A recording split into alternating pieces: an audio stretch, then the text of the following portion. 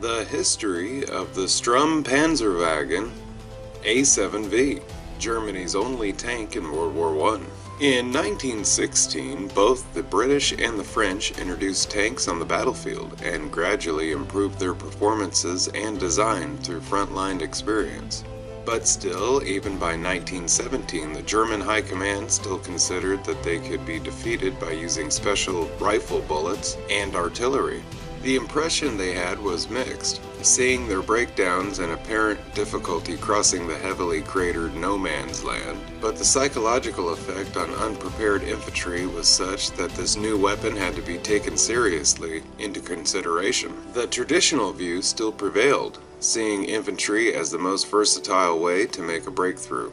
Notably, the famous elite assault squads, or Sturmtruppen, equipped with grenades, small arms, and flamethrowers. They proved successful during the spring offensive and further hampered the need for a tank. Despite initial resistance against tanks, their first shocking appearance on the battlefield in the fall of 1916 led, in September of the same year, to the creation of a study department. This department was responsible for all information gathering on Allied tanks and for the formulating both anti-tank tactics and device specifications for a possible indigenous design. Based on these specifications, the first plans were drawn by Joseph Vollmer, a reserve captain and engineer. These specifications included a top weight of 30 tons, use of an available Australian Holt chassis, available to cross ditches 1.5 meters or 4.92 feet wide, and to have a speed of at least 12 kilometers per hour or 7.45 miles per hour. Several machine guns, and a rapid-fire gun. The chassis was also to be used for cargo and troop carriers. The first prototype was built by Daimler and made its first trials on April 30th, 1917 at Berlin-Marienfeld. The final prototype was ready by May 1917. It was unarmored but filled with 10 tons of basalt to simulate the weight. After successful trials in Mainz, the design was modified once more to incorporate 2 more machine guns and a better observation post. Production started in October with the initial orders of 100 units. And a training unit was formed in the process. By then, this machine was known after its studying department, the 7 Albertig Verkensvesten, or A7V. Sturmpanzerwagen, meaning assault armored motor vehicle. When the A7V was introduced in the 2 first operational units, Assault Tank Units 1 and 2, it had already revealed some flaws. Notably the relatively thin underbelly and roof, not able to resist fragmentation grenades. The overall use of the rectangular steel, and not an armored compound, was for production reasons, meant that the effectiveness of the 30 to 20 millimeter plating was reduced. Like contemporary tanks, it was vulnerable to artillery fire. It was overcrowded, with 17 men and an officer. The crew comprised of a driver, a mechanic signaler, and 12 infantrymen, gun servants, a machine gun servant, 6 loaders and 6 gunners. Of course, the restricted interior wasn't compartmentalized. The engine was situated right in the center, diffusing its noise and toxic fumes. The Holt track, using vertical springs, was hampered by the overall weight of the tall structure, and its very low ground clearance and large overhang at the front meant very poor crossing abilities on heavily cratered and muddied terrain. With this limitation in mind, the first 2 units, 10 tanks each, were deployed on relatively flat grounds. The amount of ammunition carried was considerable, further reducing the internal space. Around 50 to 60 carriage belts, each with 250 bullets. Plus 180 rounds for the main gun, split between special HE explosive rounds, canisters, and regular rounds. In operation, more shells were loaded, up to 300. During operation, a single tank was converted as a female with 2 Maxim machine guns, replacing the main gun, as initially no engine was powerful enough to move around the 30 tons of the A7V. In the restricted allocated space, 2 Daimler petrol 4-cylinder engines, each driving about 100 bhp, 75 kilowatt, were coupled together. This solution produced the most powerful tank of the war, with a speed even greater than the British light tanks, the Mark V. 500 liters of fuel was stored to feed these engines. But due to the enormous consumption, the range never exceeded more than 60 kilometers, or 37.3 miles on road.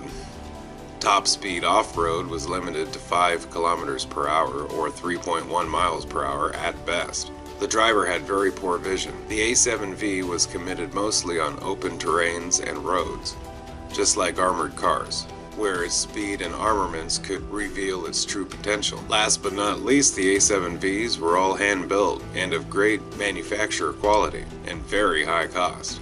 Each model had a unique feature as no standardization was achieved. The first 5 squads of the A7V from the 1st Assault Tank Unit were ready by March 1918. This unit was deployed during the attack on the St. Quadrin Canal, part of the German Spring Offensive. 2 broke down but successfully repelled a local British counterattack.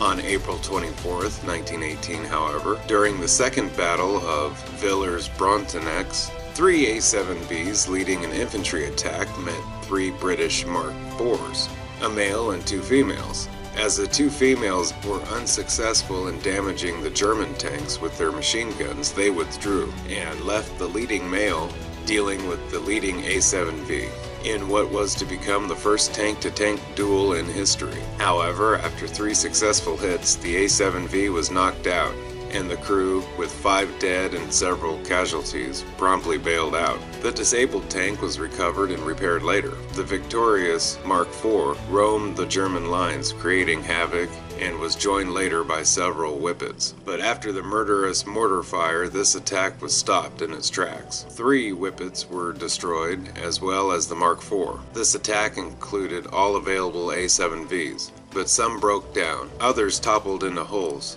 and were captured by British and Australian troops. The entire attack was deemed a failure, and the A7V was removed from active service. The 100 machines ordered was cancelled, and several were scrapped in November. The commitment of all available tanks with poor results increased the resistance from the German high command. Some successes were achieved by the more numerous German tanks in service during the Spring Offensive, the Butopanzer Mark IV and V. Almost 50 captured British Mark IVs or Vs were pressed into service under the German markings and camouflage. They showed the advantage of full-strength tracks over difficult terrains. They influenced, along with a few captured Whippet Mark A light tanks, the design a new enhanced model, the A7VU. U stands for